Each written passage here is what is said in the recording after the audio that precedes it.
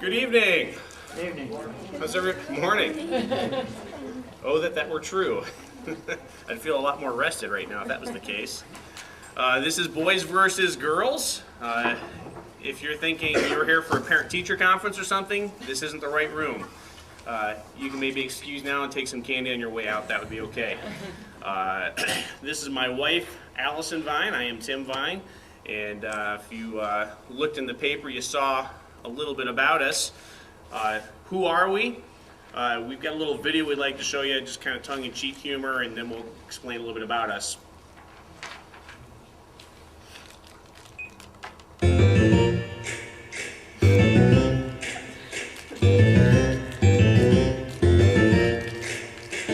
Some people say we're goofy, mysterious and spooky. Our neighbors think we're kooky, a homeschool family. We drive a white conversion, we learn about the Persians. Our 6-year-old's a surgeon, a homeschool family. We learn about creation and classic education. We're sponsoring a Haitian, a homeschool family.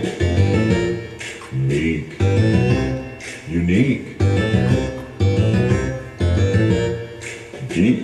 The parents are the tutors, we build our own computers. We never go to Hooters, a homeschool family. Have recess in the foyer, and then we read Tom Sawyer. Our 9-year-old's a lawyer, a homeschool family. We never leave our dwelling, our children are excelling. They're champions at spelling, a homeschool family. That's quite one of the funniest videos we've probably seen in the last year on the internet, just a comedian named Tim Hawkins. If you're ever looking for a comedian that you and your family can sit down and watch and not worry about foul language or off-color humor, one of the funniest guys I've ever seen in my life. And he's made a few of these videos. If you Google Tim Hawkins, he's got a number of these different spoofs. But we are a homeschool family, and I say we being my wife is actually the teacher. And it's kind of funny because we don't drive a white conversion. We couldn't afford a conversion van. We have a 15-passenger van. We do have 8 children, and my wife could introduce them to you now. Okay, across the bottom in the front, starting on the left. Yes, your left. We have Lucy, she's 6, and then the next one over is Kayla. She's our oldest, and she's 12.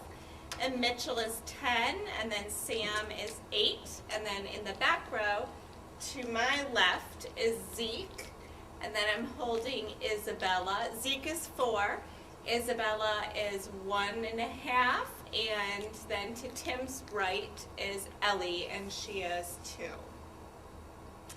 We're at the top. Yeah.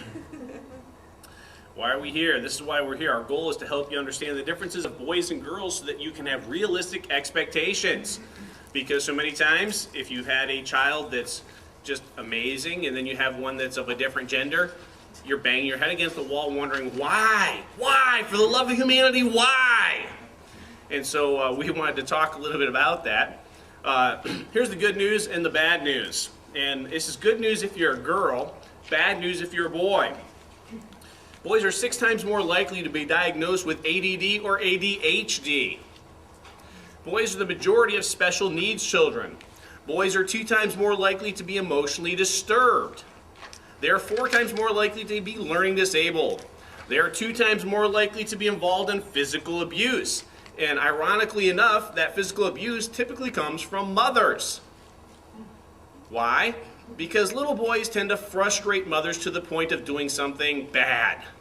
Okay? And for those of you smiling, shaking your heads, you've been there. You understand. Some of you guys are shaking your head and saying, yeah, I understand. Okay. They're 4 times more likely to commit suicide. They're 2 times more likely to suffer from autism. And we really don't know why that is. They're 7 times more likely to be labeled with reading problems. Here's an interesting one. There's 78% of the speeding tickets are given to males.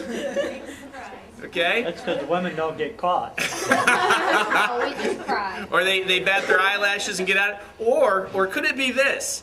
Could it be that men are control freaks and when they get in the car, the male's driving most of the time? Yes. No. I think that could increase the odds too, though. Here's another one. This is an interesting statistic. 81% of the students kicked out of the schools are boys. That's a pretty high number.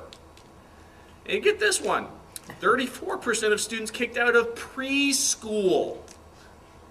Of the 34% of students, 87% of them are boys. Did you guys know there was a huge problem with preschool being kicked out? You knew that? I had no clue. You know, I don't hear about that in the evening news. And today, the government reports. Got a lot of problem with drug abuse and, you know, violence, I guess, in the preschools, and so they get booted. Good news, bad. Excuse me. Good news, bad news. You have to bear with me. I've got that. I'm actually just getting over that really nasty like flu that like takes all of your energy away, gives you the bad coughing. So my voice isn't much of what it is, and my wife will probably have to talk most of the night. Okay, maybe not. You need to step a little bit closer this way so the camera can see you. We're videotaping because it didn't work last week. We got like a 15-minute late start, and then we didn't get through all our material, so we have to do it again, confined by the camera once more. Here's disclaimer number 1. All the things mentioned tonight are in general. These things discussed occur in both genders. The statements can't be made of all boys or all girls. You will know an exception to the rule. In other words, when we talk about this is typical of girls or typical of boys, if you took all the boys in the world and then you cut down the middle and take the average mean, the big group right there in the middle, what we're talking about is that group in general. There are going to be boys on both sides of that are extreme one way or extreme another, and same with girls. We're going to say that a girl might this, and you'd be like, no, I know a boy that does that. I'm sure you do. We're all made differently, but we're talking about in general statements. Here's disclaimer number 2. In many cases, we'll be stating the obvious. Please don't think us foolish. That's what they asked us to do. Okay? For example, I think one of the very first statements we're going to make is, boys are competitive. Really? There's an earth-shattering statement, isn't it? Well, it's true. We all know it's true, and we'll talk a little bit about that again. Excuse me. Trying to point out what that means, or how girls are different. Why are they different? So that maybe we can start to connect some of those dots. Excuse me. First thing we're going to talk about are general characteristics. General characteristics. We're going to talk about the characteristics of play. And the very first thing we're going to say is competitive.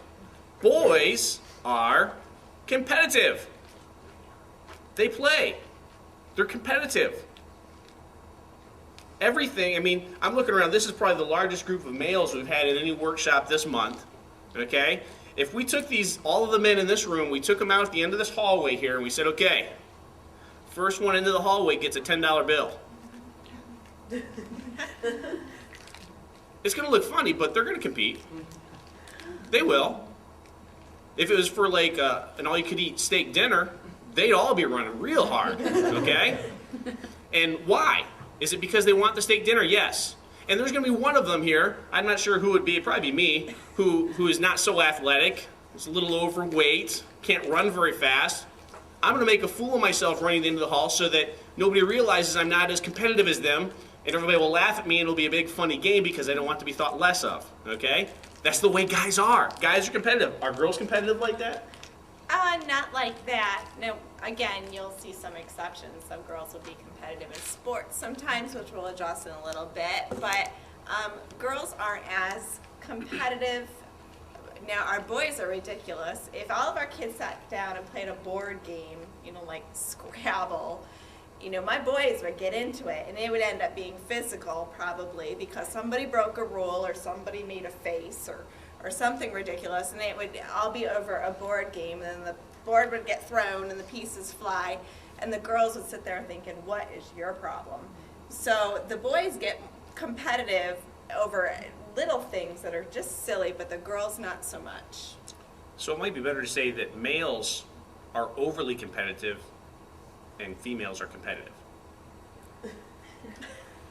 The next two are kind of tied together, performance-oriented and skill building, and we won't talk a lot about this, but basically this has to do with when boys play, they play in such a way that it's building up their self-confidence, it's building up their ability to achieve things, to do things.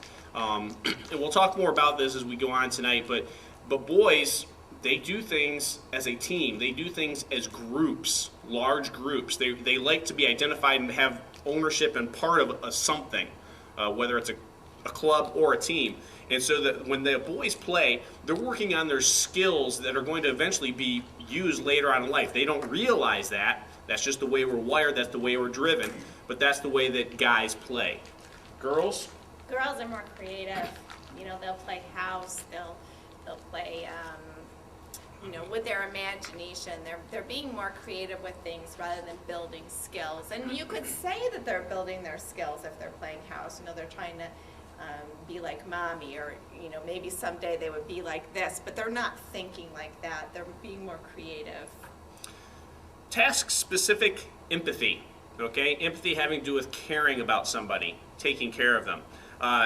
Boys are very task-specific in this. You don't see boys walking up and down the halls of the high school or the elementary school, the middle school, and they see one of their friends. They're like, "Oh, what's wrong? Come give me a hug. Are you okay?" Guys aren't that way, okay? However, you will see guys having task-specific empathy in a sporting event. If you have 10 men out playing basketball on a basketball court and one of them gets knocked down by another, what do you see them do? They reach out their arm, they grab the guy by the hand, they yank him up on their feet again, right? That's really as close as we get to task-specific empathy. In actuality, what these guys are doing is saying, get yourself up off the floor because we can't play until you're on your feet again. We want to get the game moving. Hi. Who's mom? Trenton's. Trenton's, okay. You have her. With a smile. Thank you for coming to get her. I already know what his problem is. He's a boy. Yeah. That's besides the point. He wants mommy.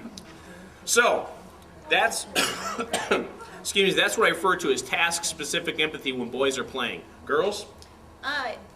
Yeah, girls are very empathetic, very sympathetic. Somebody falls down, everybody's going to want to mother them, pick them back up, love them, talk about it. You know, let's fix this. Let's, you know, be gentle and kind. And we are very much more related on the emotional level. Next one is group size preference.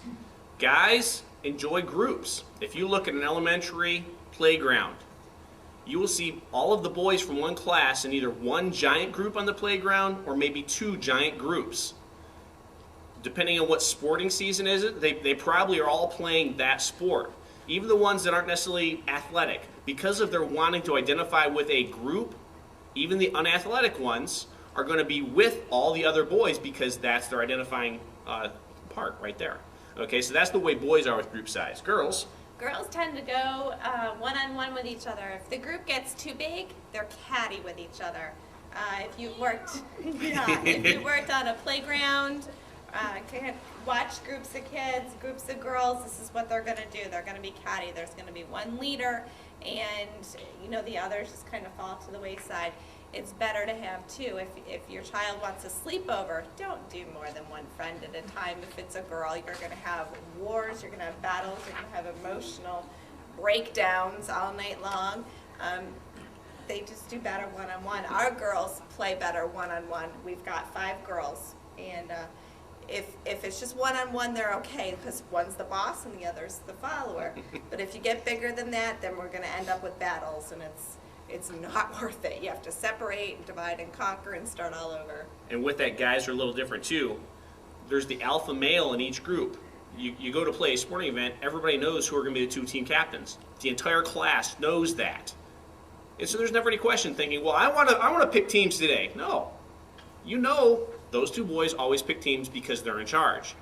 And there isn't cattiness over it. It's just accepted. This is the way it is. Okay.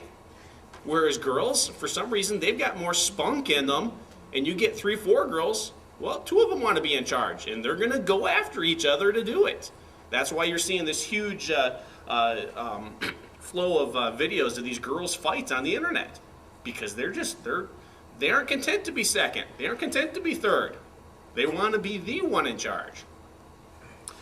Search for independence.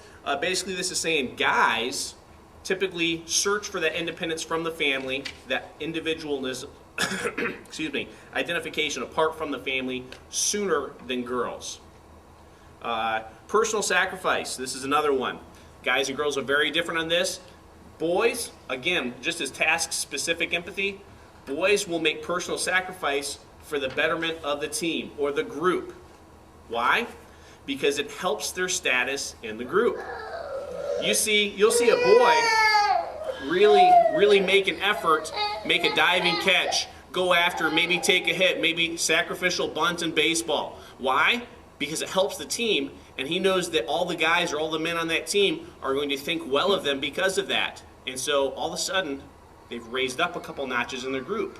So boys will sacrifice in that respect. Girls, I think girls sacrifice a whole lot easier for other people, and you can definitely see that as it relates back to moms. Us as moms, we kind of take ourselves and we put ourselves on a shelf for our children. You know, we sacrifice our personal time, our personal space, our hobbies, our friends. We sacrifice ourselves for our children, and you can see that in little girls as well. They'll sacrifice themselves for other little girls to help, and it goes back to the sympathy and the empathy. My older girls very, very often sacrifice themselves for their younger siblings. They will put their desires on hold to stop and help the younger ones. The boys, not so much. They don't see it. They don't see needs, and even if they do, well, they'll get over it, you know, they'll move on without necessarily stopping to help somebody else because they figure, well, they just need to toughen up, you know, so they're not as willing to sacrifice themselves.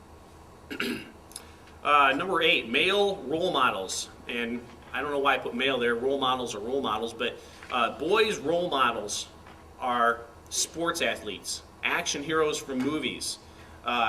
Unfortunately, they're not usually fathers. If you find a really good dad, maybe it is their father, and that's I almost get teary-eyed when I see a boy that thinks their dad is the biggest hero in their life. That's exciting to me. That means that dad's showing the love, and that boy really looks up to him.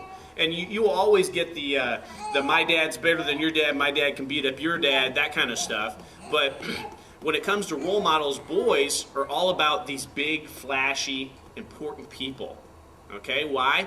Because they wish they could be in charge of their group. They wish they were that person, and that's what they see with those. Girls are a little bit different, though.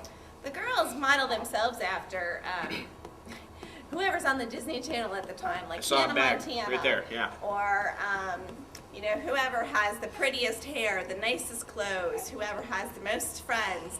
They're going to model themselves after who they think is popular. Okay, it's not necessarily after somebody. Oh, certificates, they're right there.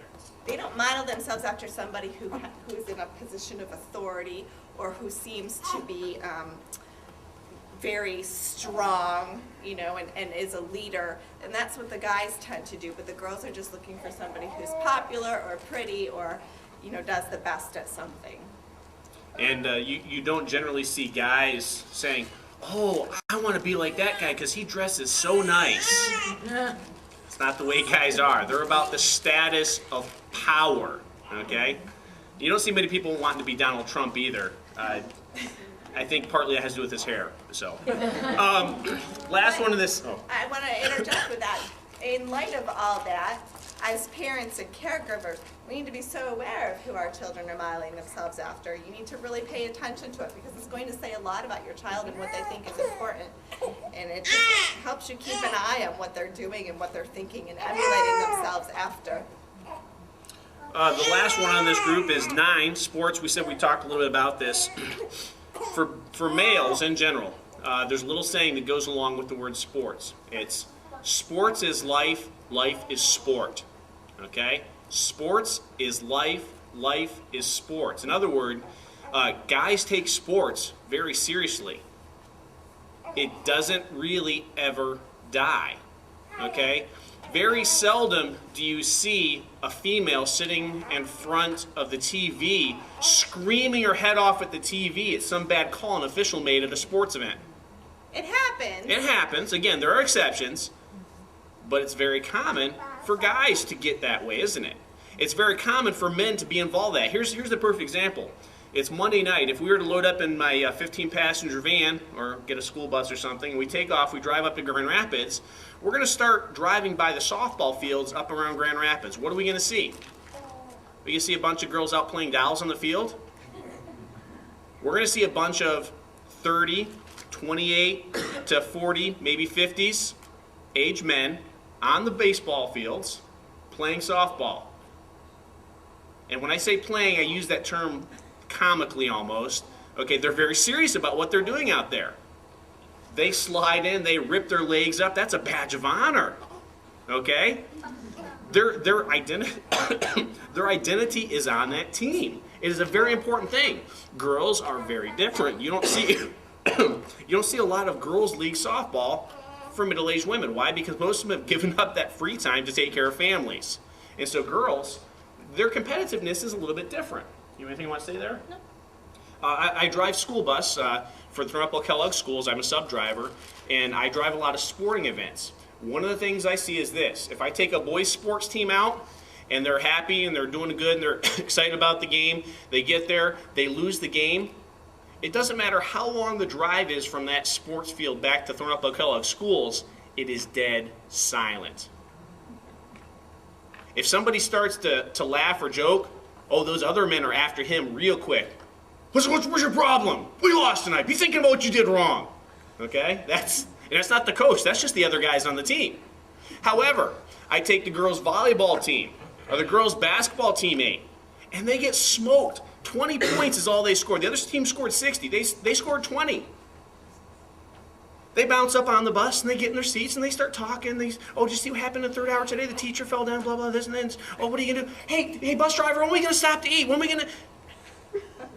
Totally different. Now, there might be one girl on the team that will probably end up going and playing in college-level basketball or volleyball or something like that. They're upset with themselves, and they're usually upset with the coach, talking to the coach about what they did wrong, what could we have done better. But the rest of the girls, it's an identity thing.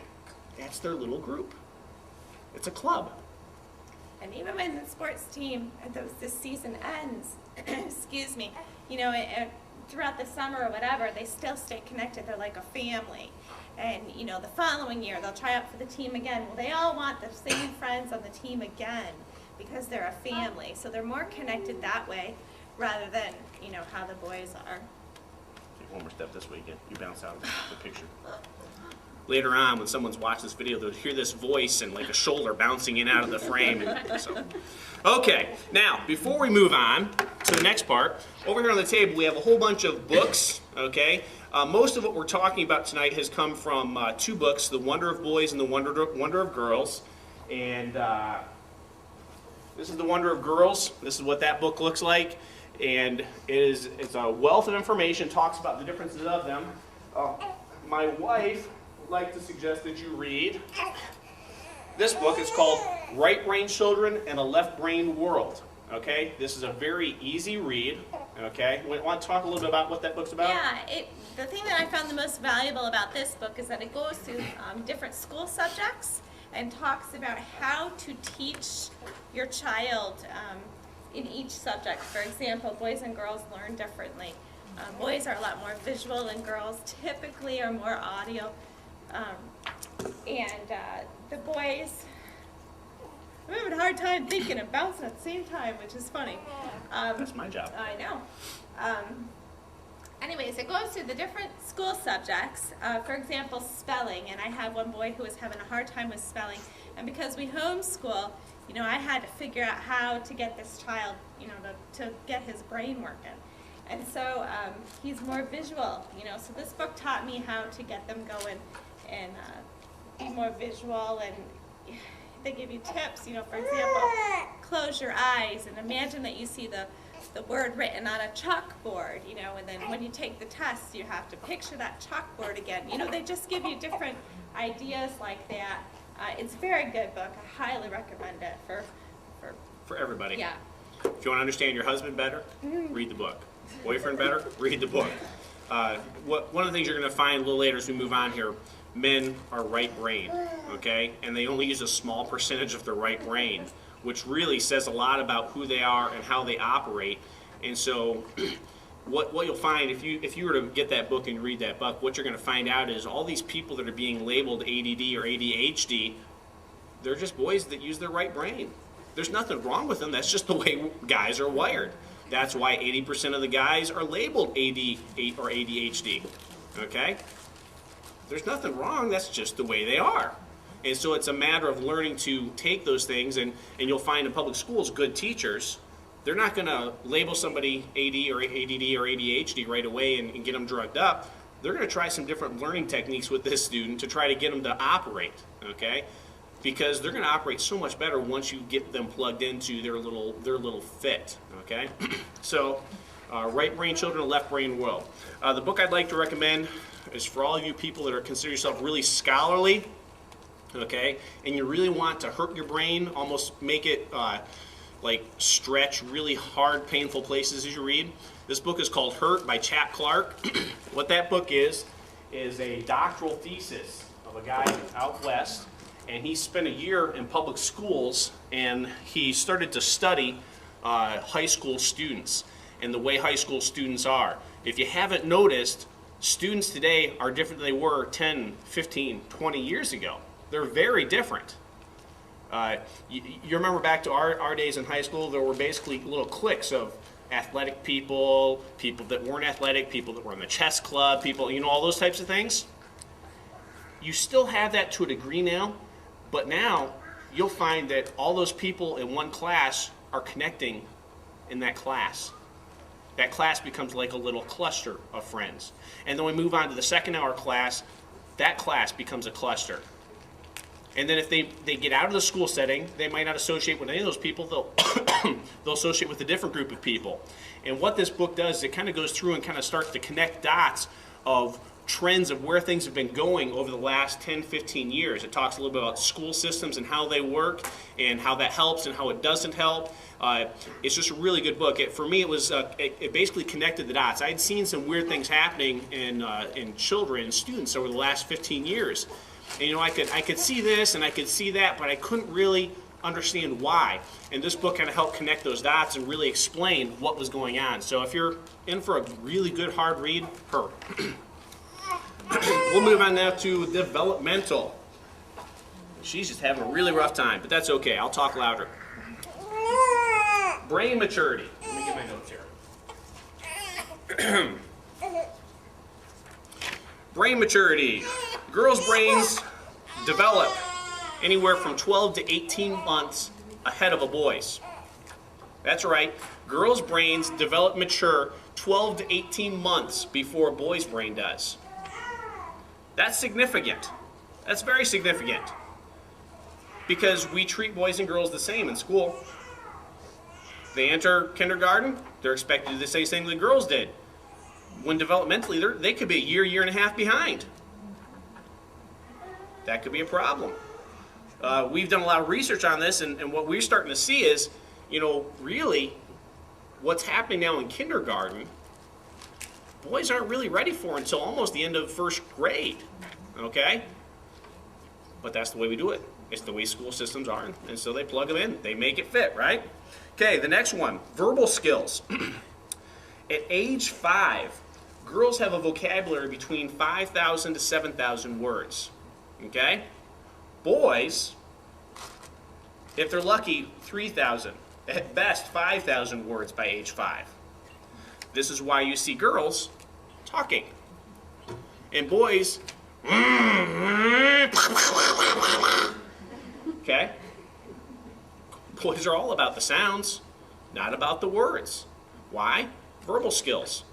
My little daughter Ellie, you know, she's just over 2.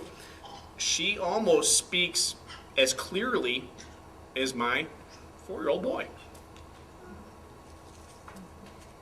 Why? She's a girl. They have a desire for this communication. Guys, we're not about verbal communication, are we? No. Let's move on. Brain size. Corpus callosum. This is the tissue, the matter that separates the two halves of the brain. Okay?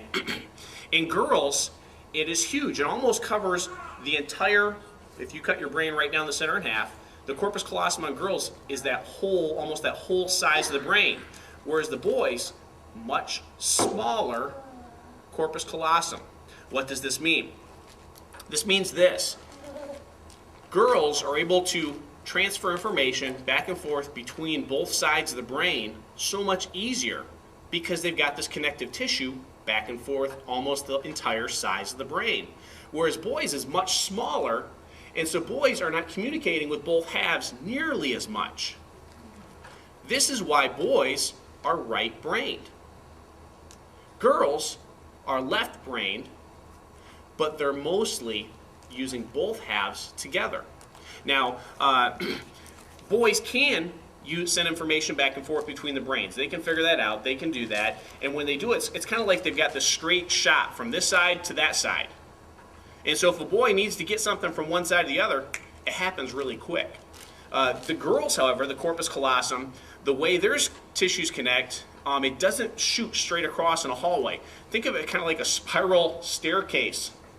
It gets to the same spot, but it takes like 5 times longer than it would in a boy.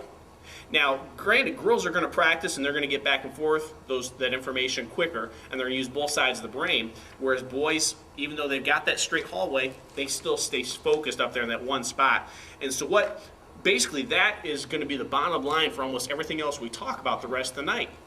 Boys use this part of the brain right here, girls use both. Okay? One of the benefits for girls too, using both sides of the brain, if a girl has a stroke, because she has so much connective tissue and is able to use both sides of the brain, she recovers from a stroke much quicker than a guy, because a guy has focused on using just that one part of their brain their whole life, and once that's affected, that connective tissue isn't there, and it's going to take them a lot longer to relearn. They have to start from scratch. Okay. Number 4, sensory data gathering. This is what we mean by this. Girls take in a lot of information all the time, even if they're doing other things. Thank you. And what that means is this. My wife and I were standing up here a minute ago, and we were talking to you guys. I'm basically looking to see if you're smiling or shaking your head yes or no, just to see if you're listening, okay? That's about all the information I'm getting. She would probably recognize, and I'm having to stop thinking now what I'm talking about, looking. You've got a wonderful, colorful sweater. She has one very similar to that. She's going to know that lady sitting right there had this colorful sweater. She's going to know where everybody else is sitting. She's going to know which people that she remembers from here from back in January when she sat over here. And she remembers this, and she'll remember that, and she'll remember all this stuff while we're talking. I'm just trying to see if you're happy, and I'm trying to remember what's on my notes, okay? I can't multitask like her. Why? One part of my brain where she's got information traveling back and forth between both halves. They're able to take so much more in sensory data. Let me give you another example. Maybe it's a little bit easier for you this. Guys, do we notice when a girl that we care about changes her hairstyle?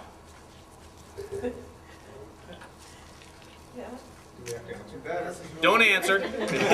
You should, but chances are no, okay?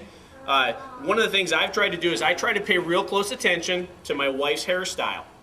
What that's done is actually, it's one of those things now, when I see people, I'm very visually oriented, and so if I see one of our ladies at our church or something looks different, I just try to take a mental picture. What did she look like last time I saw her?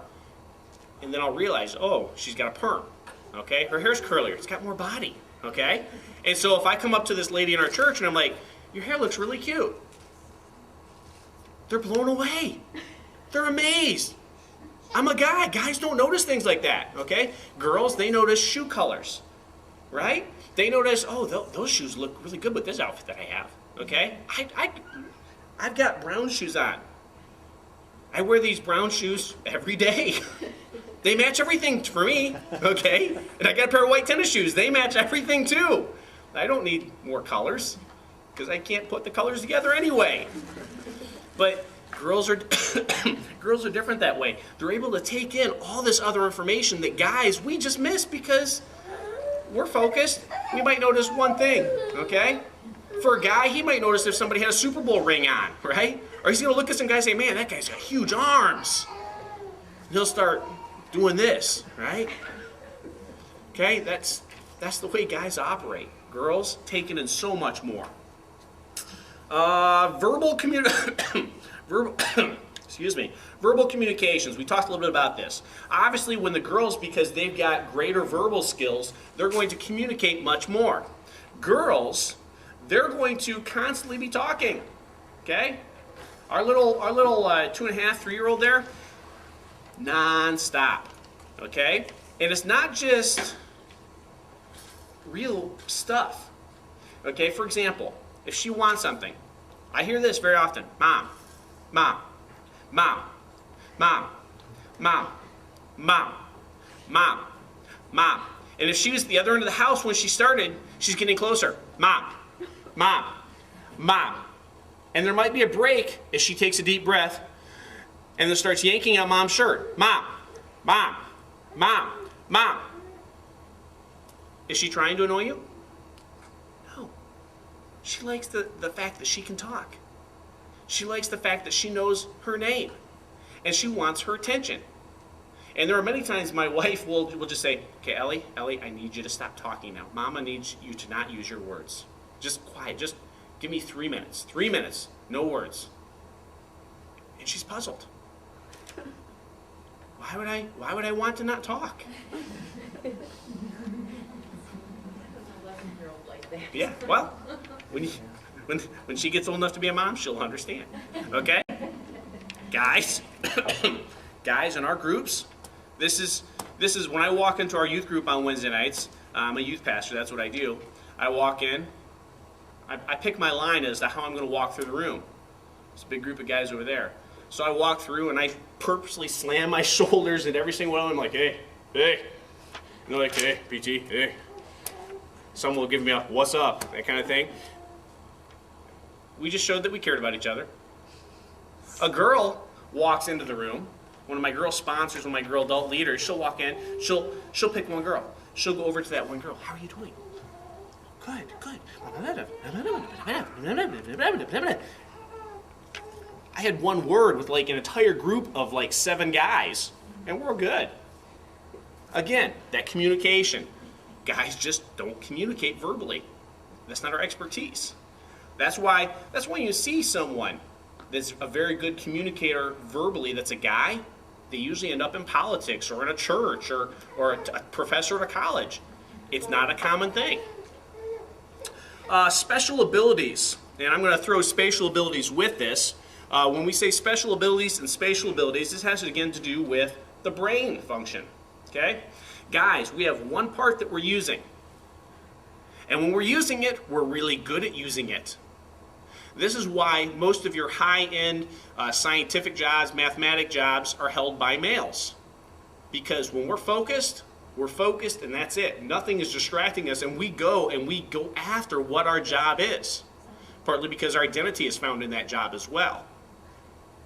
Females, they can use both sides. Now, that's not to say that they can't achieve the same status, but a female in the same position, because of her orientation, is going to also notice lots of other things and could be distracted by other things. Whereas guys, they just stay focused. An example of this, if I'm playing video games with my boys, my wife could come in the room, I could hear her walk in, but I'm playing my video game. She could be talking, but unless she has smacked me in the head, okay, unless she has stood in front of the television or stopped the video games, I'm really not going to hear anything she just said to me because of my focus. Again, that focus, using that one part of the brain. Now, spatial abilities too, because guys are focused. That's something that we do. We're very visual. The right side of the brain is a visual part of the brain, and so guys, they see things in pictures, okay? For example, if my wife and I were getting ready to take off on a field trip, or not field trip, we've done that before. If we're getting ready to go on vacation, my wife could take all of the stuff that we're taking on vacation, she could take them out to our big van that's got this huge area to put the stuff into, and she'll start putting the things in. And she'll get done, and there's still things on the ground, and it just doesn't seem to fit. If I go out, I look at what's there, I look at what's in the van, I might pull 4 things out, put 3 things in, make this here, and there's still room for more stuff. Because I'm visual. I look at it, it's almost like a game, it's like a puzzle to a guy. It's like, we can just make it fit, just tweak this here, and you know, if we just push this down a little bit more, this will slide underneath the seat this way, and this will happen, and that's the way guys are. Now, it's not to say that girls can't do that, but it's natural for guys. Now, The exception to this would be loading the dishwasher, okay? Guys are terrible at loading the dishwasher. And it's not because our spatial abilities accidentally get shut off. It's because we choose to shut them off at that point.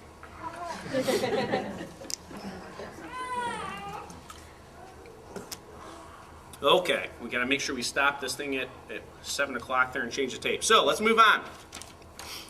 Functional differences between girls and boys. The girl's resting brain is as active than boys' activated brain. Okay? Basically what we're saying is this. A girl could be in a coma. Her brain is going to be more active in a coma than a boy's brain who's awake working on a test in school. Okay? It's going to be lit up. You put them in the scanning machine there at the hospital and scan their brain. Girl's brain's going to be more active, even if she's asleep. It's just going to be that way. Again, girls' brains are more active. 2, the male brain. The male brain can be overwhelmed by stimulation because it's not as activated in as many places. Okay? Now, what does that mean? It means this. Boys lose focus. Easy. Very easy. What's one of the #1 complaints of a child that's labeled with ADD? They have a short attention span. They can't stay focused. Perfect example, myself. And that was back before they medicated. That was back when they still spanked people in public schools, okay? That was the way they took care of things back then. And so you look at, if you were to talk to my parents and talk about the progress reports I got all the way through elementary school and middle school, my report card would say, Tim is too social. Tim is a daydreamer. Tim is in his own world. Tim has terrible handwriting. Okay, and you guys will see that when you see your signatures on your things. Those are the things that were said about me all the time. I was a student, them sitting in class, and they usually put me in the back of the class so I didn't bother all the kids in the front of the class, which was the worst thing they could have done, because I'm at the back of the class, the teacher's at the front of the class, there's 30 other distractions in front of me. I see that kid move over there. What's he doing? Is he getting something out of his desk? Does he have candy? He's got candy. Oh, I want some candy. And I'm trying to think, how could I have some candy? I'm trying to write a note, put some candy back my way, right? I see this girl over here, she's playing with her pencil. I'm like, ooh, that'd make a good spaceship. That's a good... And then I start daydreaming and thinking of little army men running across the tops of the fluorescent light fixtures, shooting at people over on the radiator over by the window. Okay? And then I'm thinking, yeah, that'd make a good picture. And so then I start drawing what I was imagining happening. The teacher's up there teaching. I'm not disrupting anybody, but I'm not getting anything she said. We're distracted very easy. Okay? Number 3. Yeah, I did number 2. Number 3, girls' brains are better at memory and sensory intake. Okay? What this is saying is this. Girls are able to take in information better than boys when it's being spoke. Boys are very visual. Okay? Boys learn better with pictures. Boys learn better with colors. If you want a boy to see important things in something they're reading, go through and highlight the important parts with a highlighter. Say, you need to read it all, but make sure you pay attention to the things that are highlighted. You need to know those parts. Well, remember it. Oh, I have to know this part? But if you ask the boy to know the important information in this chapter of this book, they're looking at this chapter and saying, man, that's a lot of reading. And how am I supposed to pick out this? Are there like bold words? Can I read just the bold words? Okay? The boys are visual. They're not going to take in this other data. The other part of this, girls' brain are better at memory and sensory intake. Boys, they don't remember things. Okay? With this, I think of my boys. They could have, it's Monday. So let's say today before I came here, one of my boys threw one of his toys down the steps and it broke. He comes upstairs carrying the toy in 2 pieces, crying, my toy's broken. And I said, what happened? I threw it down the steps. And I'm thinking, you're an idiot. Okay? I don't say that to him. That would be unloving. So I say, well, didn't you realize that could break your toys? No. I'm like, do you know that now? Yeah. I said, so you can't throw your toys down the hard steps. They'll break. It's concrete at the bottom. Real good chance it'll break if it doesn't break on the steps. Okay? Yeah, we're okay. Friday, the same boy comes crying up the stairs. My toy's broken. What'd you do? I threw it down the steps. And this is, if you've ever seen Bill Cosby doing any of his stand-up comedy, he talks about brain damage in children. This is what Bill Cosby refers to as brain damage. What do you mean? I told you Monday. Don't you remember talking about this Monday? No. Well, we just talked about it. It was just a few days ago. You were crying because this toy's broken. No, I don't remember that. Why? Because I didn't tell my son to remember what happened. He's upset that his toy's broken. He's not thinking, what are the ramifications for the rest of my life on this? I need to make a mental note about this. Okay? Unless you tell a child to remember, a boy specifically to remember something, they're not going to remember it. So if my child comes up with a toy, I take the toy, I set it out in the open. I set it out on the on the kitchen counter. And when I see my boy, I'm like, you see your broken toy? Yeah. That's what happens when you throw your toys down the stairs. Remember that? Okay, Dad. Next time I see him, you see your broken toy? Yeah. That's what happens when you throw it down the stairs. Okay, Dad. And I keep telling him that kind of stuff until I get, you see the broken toy? Yes, I know, Dad. That's what happens when you throw him down the stairs. He's got it. Okay? I don't have to remind him again. Okay? But until he does that, he never had the conversation. He's not going to remember. Another example of this is if I have a conversation with my wife, 2 weeks later she might say, Tim, you remember when we talked about this? No. Yeah? A little? Maybe?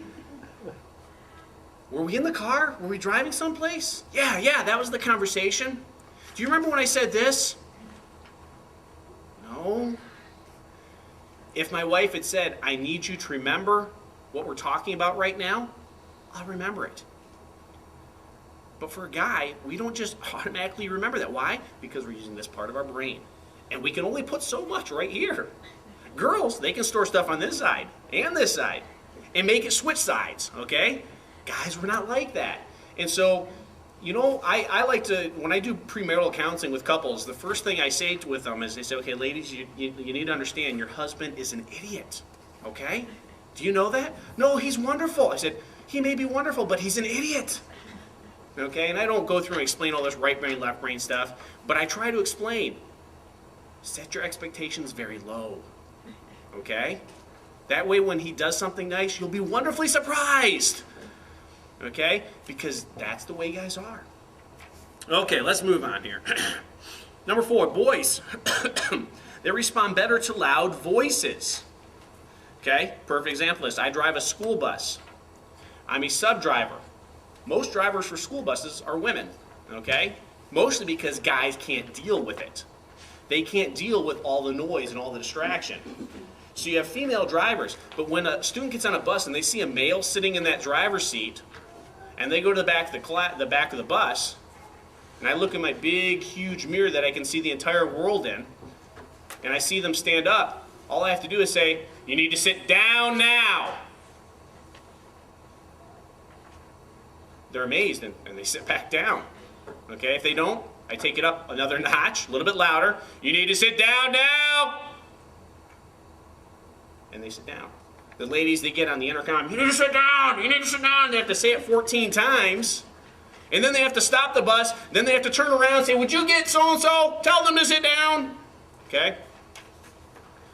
Boys specifically respond better to loud voices. But in general, that louder voice has nothing to do with being a guy. It just has to do with that tone, the loudness of it. It's got more authority in it.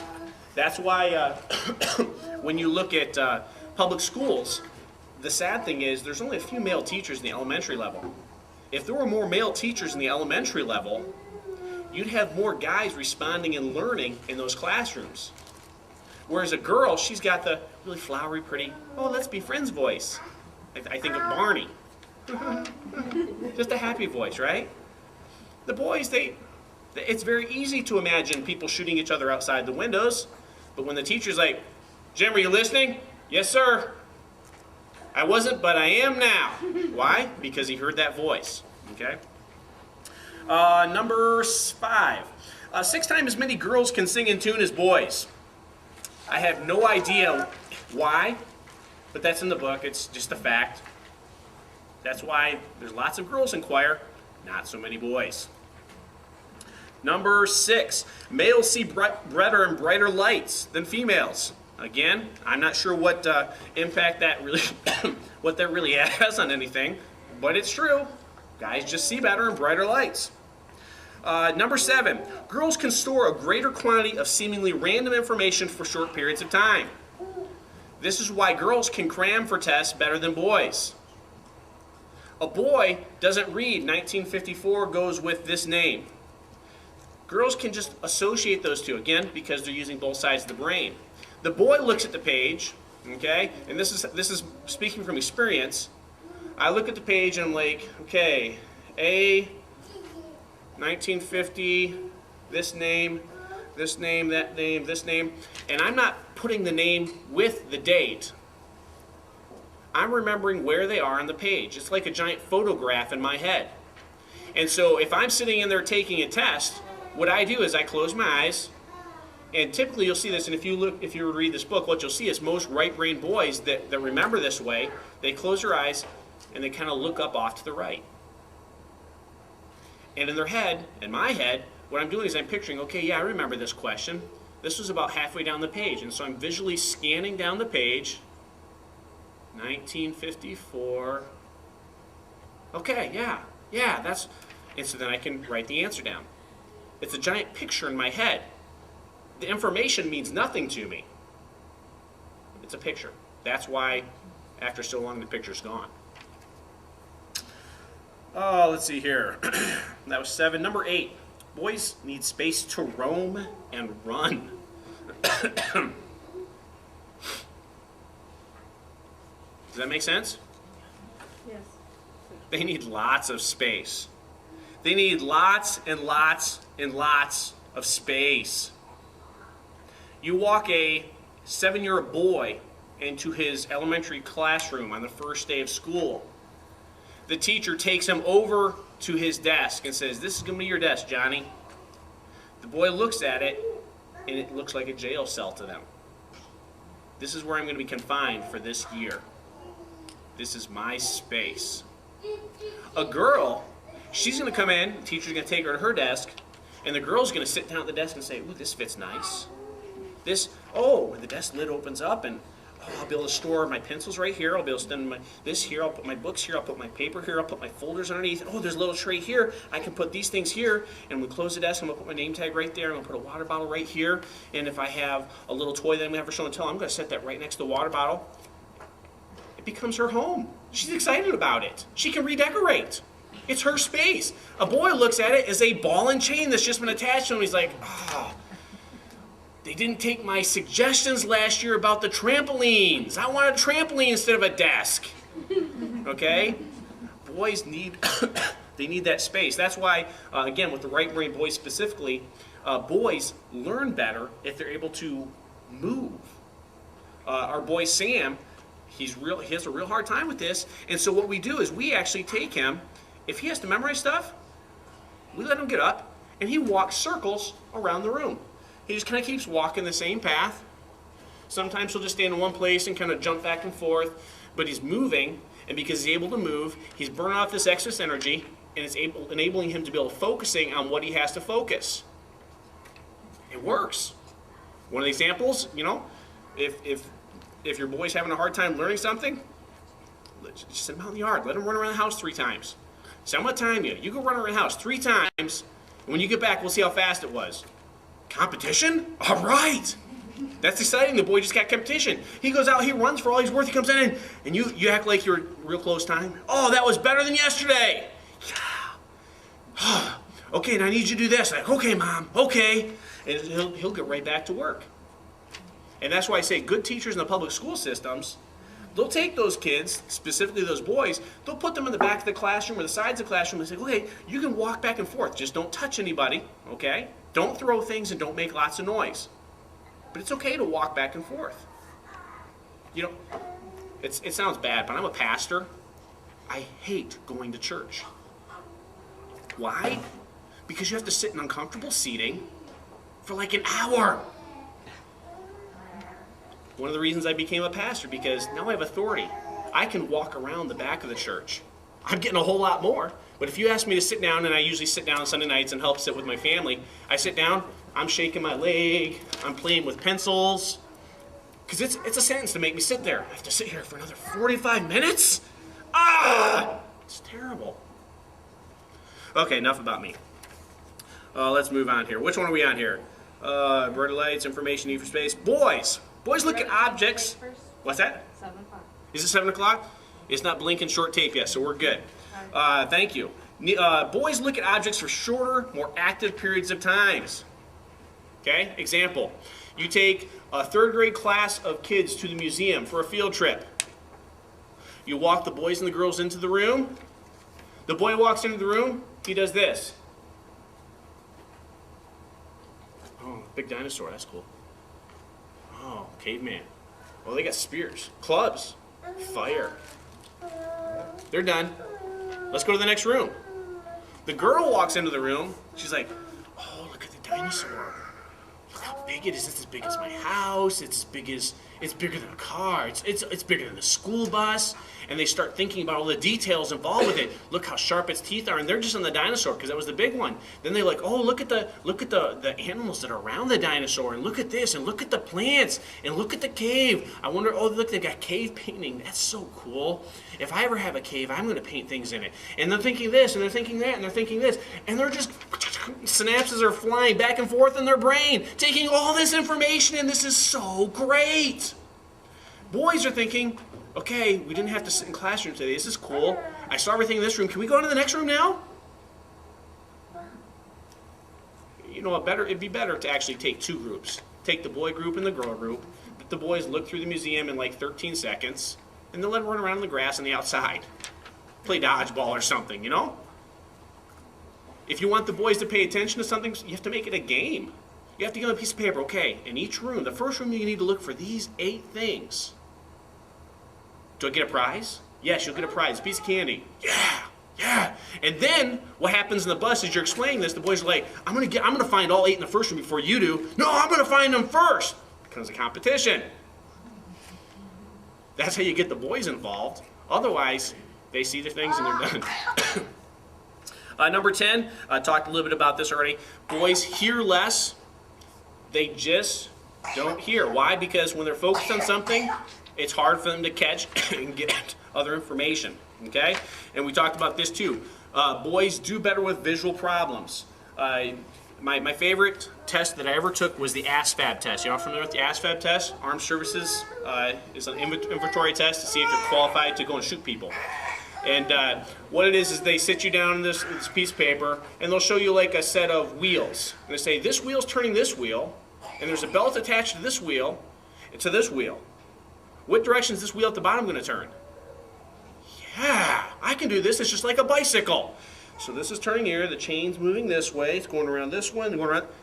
That's my kind of test. It's visual. I love that. That's why boys, when they did models, they don't include many words on the instructions for those little plastic models.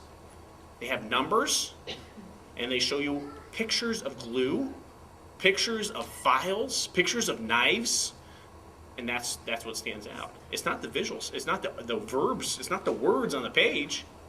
Okay? I mean, it's really kind of comical, the things that they put words on. Guys aren't going to look at that stuff. My rule is I don't read the instructions for anything unless it's over $100. Because if it's over $100, I can't afford to make a mistake. So I will read the instructions. Okay, when I say read the instructions, I don't mean just look at the pictures. I'll actually read the words. Okay, because I can't afford to break this.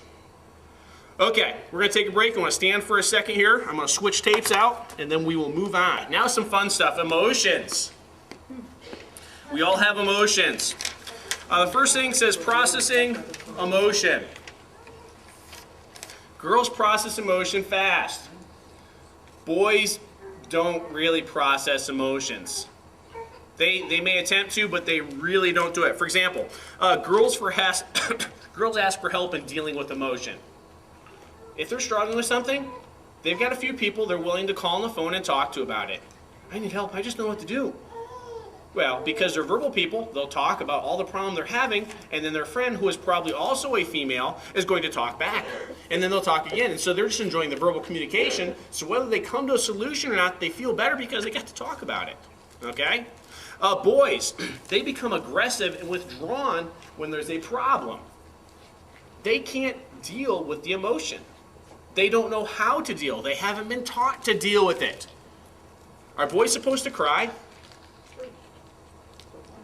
No. What planet are you on? I got a little boy that cries all the time. Okay, well, good for him. He's going to do better. But you know what? As guys, as dads, my boy falls down, get back up. Toughen up. Okay? And by doing so, we're telling him it's not okay to cry. Is it wrong to cry? No. We want them to be tough, but in trying to help these boys to be tough, when they cry, we're basically saying, stop that. That's not acceptable behavior. Okay? And so that's one of the things we have to watch, especially as dads. Teaching our boys it's okay to have emotions. We have them. That's the way we're created. Boys, when they're frustrated, they shut down and they're done for a period of time. My wife has seen this immensely in teaching some of our boys that have some of these difficulties. What happens is if they get stuck on a subject right away at the beginning of the day, they're shot for the rest of the day. They failed, they don't want to try again. Because I could fail again. Why would I want to do that? And so my wife actually structures our day, and she puts the easier subjects at the beginning of the day, the subjects they like, the subjects they enjoy, so that they don't have a rough time right at the very beginning and lose the rest of the day. Okay? And we've got some friends that teach in the public schools, and it's the same way. You know, they structure, if it's an elementary teacher where they have them the whole day, they structure the day specifically because they know, boys, if they fail and they have a problem with something at the beginning of the day, they shut down, and they're not going to get anything the rest of the day. Okay? 2, expressing feelings. Okay? Male feelings are expressed physically, not verbally. Again, the example I gave earlier, I walk into a room with students in it, I walk up, I might shove a couple, I might hit a couple on the back of the head. I'm going to do it with the guys. I'm not going to do it with the girls. If I want to talk to one of the girls, I go up and ask them, how's your day today? Anything funny happen? What was the worst part of your day today? Oh, the worst part was this, and then blah, blah, blah, blah, blah, blah, blah, blah, blah, blah. Now, I talk to the girls secondary after I've talked to all my guys because that would just take the entire time. I don't have that much time to talk to 40-some girls and get done with the night, okay? But they process that, they deal with that stuff differently. Okay, number 3, processing feelings, okay? Females, they can process it real quick. Why? Both sides of the brain. Guys, they get something they haven't understood or haven't explained to them. They don't know why something happens or why they feel like something, and they're confused. What am I supposed to do with this? And in their minds, they're thinking too, well, if I fell off the swings, does this fit in the category where Dad would say, don't cry? That doesn't really fit. I remember I felt something like this when my dog got run over. Does that fit? No. And so guys get really confused. They just don't know what to do with those feelings that they're having. Girls, not the stereotype. Girls cry. They can cry pretty easy. And they can process a lot of stuff with tears. Yes, my wife, she's had a frustrating day. If she has a good cry, she feels better just like 5 minutes later. It's like she's been cleansed. Okay? Guys, they're just like, what am I supposed to do? So it can be frustrating to a guy. Number 4, males become more aggressive, okay? They become more aggressive when they're dealing with stress, emotions, feelings they don't know what to do. That's why you see guys get mad. They might punch walls, they might break things because they're frustrated and they're not sure what to do because we haven't taught them what to do, okay? If you've got boys, young boys, You need to teach them what's acceptable and what's not. If they do something that's unacceptable, you have to teach them. You know what? I understand that you're mad because you don't understand this. But it's not acceptable to kick the cat. It's not acceptable to take the hammer and hit things. It's not acceptable to push your sister down the stairs. Okay? That's not acceptable. You have to teach them because they don't know those things. We know those things. We've been around the block a few times, but they have to be taught. Number 5, males engage in, are more willing to engage in risky activity. Okay? Example, if you went down and sat in the ER room this last weekend, you would see a huge amount of men come through with injuries. Okay? Boys coming through with injuries. If you look at the injuries, you're going to think, well, there's just as many guys' injuries and girl injuries. Yes, but if you find out how the accidents happened, you'll see something very significant. When a girl's in there, it's because an accident occurred. When a guy's in there, it's because they were being a little stupid. Okay? How many of you have seen a man standing above that little sticker on the ladder because they didn't want to go get the taller ladder because they knew if I just reach up, I take that extra step, I'll be able to get this job done 15 minutes earlier. Because yeah. Okay, one honest, okay, second honest person. How many of you seen the guy leaning over the ladder, way past where they shouldn't, kind of grabbing on and maybe straddling something with a foot because to get down and move the ladder over 3 feet? You gotta be kidding. I can just lean and do this, right? Girls don't do that. Okay? Guys, I was out on a video scavenger hunt with some guys from our youth group, and one of the things was to get a picture taken on top of a roof. Well, there's this patio on this roof, so our group's up there taking the picture. One of the boys runs up the peak of the roof, starts running down the other side, runs to the front of the house. I go around. Hey, PT, watch this. I'm going to jump off the roof. I'm like, no, don't jump off the roof. It's like 12 feet. He's like, no, I've done it millions of times. I'm like, well, this is the million and first. That's when you're going to break something. Don't do it. He jumps. Did I see one of the girls saying, oh, PT, can I do it next? No, why? Because the girls' brains are working, right? Both sides are thinking, ooh, 12 feet could break a bone. Don't really feel like doing that. The cast wouldn't match my outfits, right? The girls have lots of reasons not to. The boy's like, I could just do this because this will show I'm tough, right? Yeah. And they jump. Guys are idiots. Let's move on. Physical risk taking, number 6.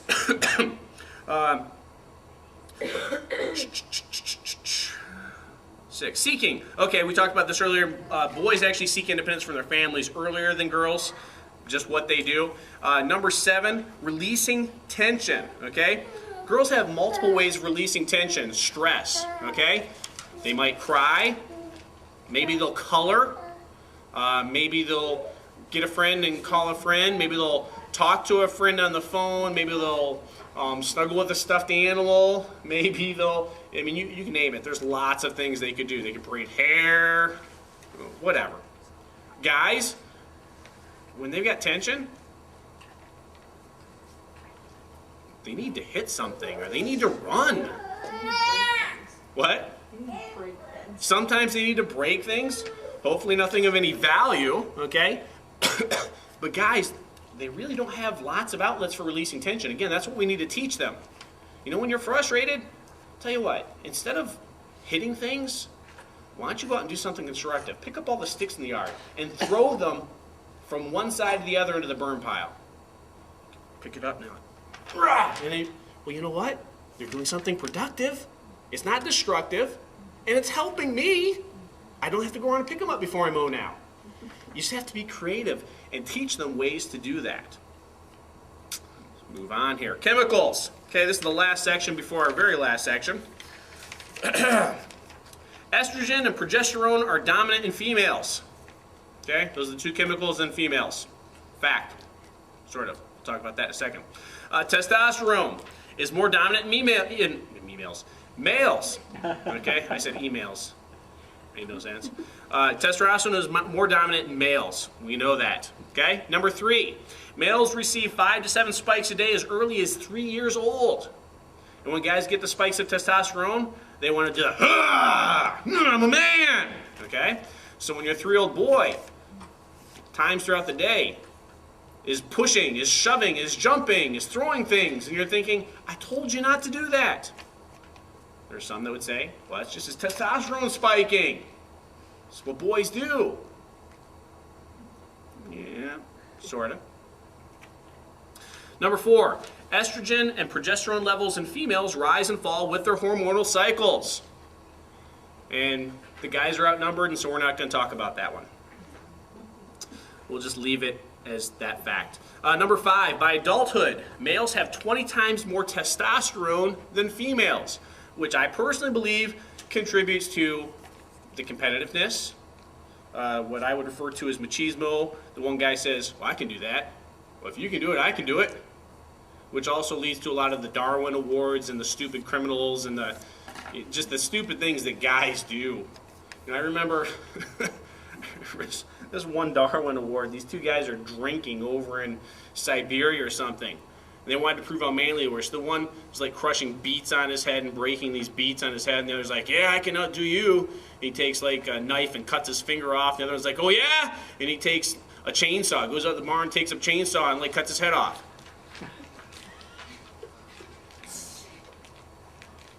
One, stupid to drink. 2, especially if with other guys, okay? Guys are idiots. Let's move on. The male brain secretes less serotonin than females and could lead, to make males impulsive or fidgety, okay? I tend to think it probably has to do with the right brain thing and they just get fidgety. They're impulsive because they don't know what to do because they're not using their brains. Okay. Number 7, oxytocin may be more constantly stimulated in the female brains. Okay. Something I want to talk to you really quickly is a disclaimer. Number 3, the chemical levels are theory or educated guesses. Researchers really don't know for sure because there is no way to test this. Okay. You go to the doctor and say, my child's doing this. They're acting out in this way. Oh, well, that's because this chemical is imbalanced in their brain. Okay. That's a guess. They have no way to test that. There is no scientific proof that there's out of balance chemicals in the brain. You can't put a piece of litmus paper in the brain. You can't take a blood sample and count blood level for something with brain chemicals. These are educated guesses. And the scary thing is, what do they do to fix these? They give the person drugs. And what they do is, if you ask them, what's this drug for? What we've seen is this drug with a person with this difficulty tends to do this. Tends to do? Yeah, it tends to make them act this way. Okay, and so you give the kid the drug, and they may act that way, they may not. Or maybe it'll act that way for a little while, help them. But then it's not helping, so go back to the doctor. Well, we just need to increase the medication.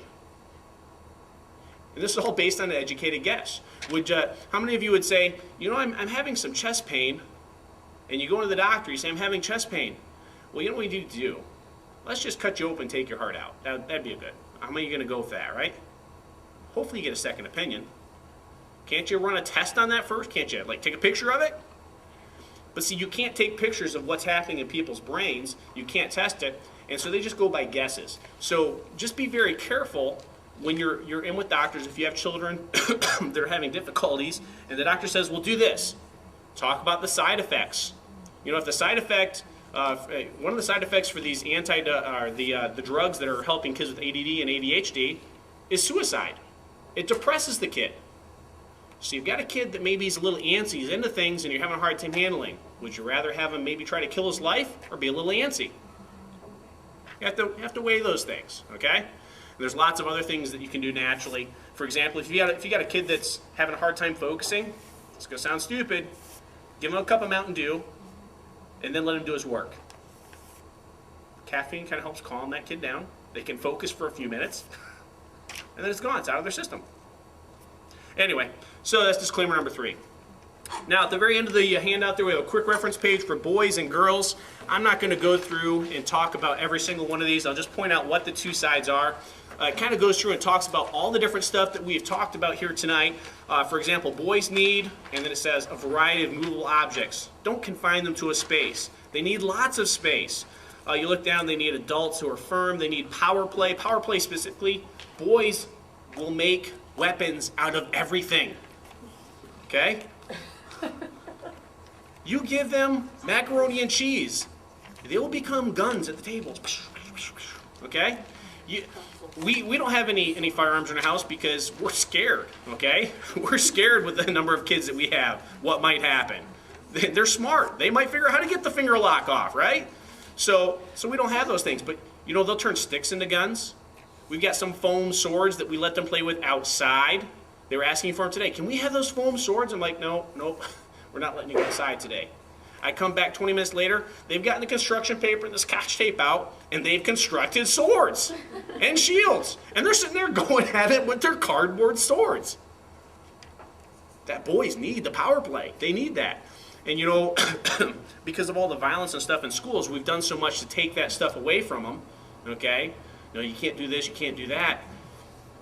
Boys specifically need that power play. So there's some things that you need to remember specifically also. Boys need time to solve problems. They can't follow lots of steps. If you ask a boy to do something, give him one step. Okay, go to the top of the stairs. Okay, now that you're at the top of the stairs, I want you to go down to the bottom of the stairs. Go down to the bottom of the stairs. Okay? I want you to look for things with wheels. Okay? Put all the things with wheels in the blue box. Okay, they've got their job. They can go at it now. Boys cannot get long lists of directions and follow them simply. Okay? Girls, both sides, they can. Also, younger boys specifically, they can't read. If you're having trouble with your kids cleaning up things, picking up the room, make a visual checklist and visual spots for things to go. Trucks go here, balls go here, stuffed animals go here, action figures go here. And then it's a visual checklist. They get to check off. Okay, I got all the balls put in their box. What's the next thing? Everything with wheels. So you go get all the things with wheels. You put them in their box. Got that done. If you just tell a 5-year-old, 8-year-old boy, go and clean your room. You go down, 5 minutes later, they're playing. Because they're overwhelmed. You've got to give them visual things. They need bodily contact. They need to run, motor activity. Boys are competitive, impulsive, fidgety, all those things there. So if you're frustrated with one of your children that's a boy, sit down, look at the quick reference list and say, okay, that's right. Maybe I haven't wrestled with them today. They need to be wrestled with, and we'll be good. Okay, let's move on to the girls page. Girls, they need to organize space. They need verbal interaction. They need lots of stimuli, where boys, not so much stimuli. Girls need a best friend. They do. Boys, I've got my group, I'm good. Firm adults, again, they need multiple problems. They need their own space. They need things that stimulate their brain. And they need words of affirmation. Not so much on the physical, okay, just the words. You guys understand that? Girls are not as competitive. They're thoughtful but not as logical. They're emotional. They respond better to pleasant, polite voices than, okay? Girls don't like that. They enjoy problem solving. They want to please authorities generally. They talk much. It's not a bad thing, okay? They got the more verbal skills. They talk about their feelings. They process emotion quickly, and they believe those that they trust. Okay. Now, roughly, that's just some quick guidelines there for you.